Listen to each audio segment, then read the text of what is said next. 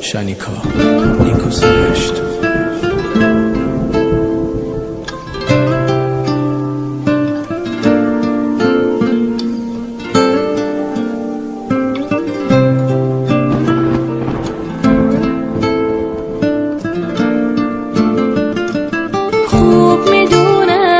من عاشقم، خوب میدونست درگیرشم، لایق حس خوبم نبود،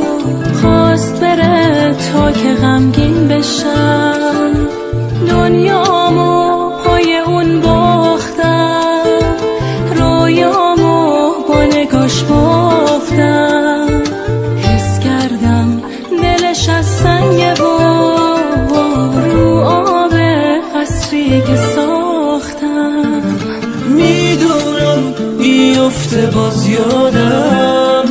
میخواد برگرده باشه باز با من، شایدم الان پشیمونه اما من جاشو به کسی که عاشق دادم، واسه خاطر همون دلش نسوخت، ساده دل کند و رفت، همه نامه ها و عکسامون رو سوزون، یهو ول کرد و رفت دیگه، قید همه چی رو زده و الان بعد اون همه قول و حرف دلش نسوخت، منو فروخت، چشاشو بست و رفت، خاطر همون دلش نسوخت، ساده دل کند و رفت، نامه ها و عکسامون رو سوزون، یهو ول کرد و رفت، یه قید همه چیزو زده و الان بعد اون همه قول و حرف دلش نسوخت، منو فروخت، چشاشو بست و رفت.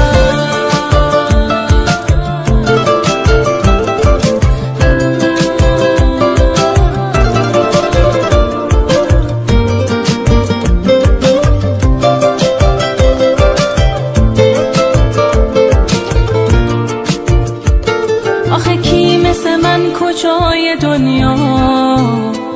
پای درد و دلای اون میشینه، یه مدتی که بگذره حتما آسیب نبودم و میبینه، خوب میدونست واسه غماش بارونم، خوب میدونست قدرشو میدونم، فکر کرد اگه ول کنه بره من تو ابد باز به پای اون که پام نموند میمونم، واسه خاطر همون دلش نسوخت، ساده دل کند و رفت، نامه ها و عکسامونو سوزوند، یهو ول کرد و رفت، یه قید همه چیزو زده و الان بعد اون همه قول و حرف دلش نسوخت، منو فروخت، چشاشو بست و رفت.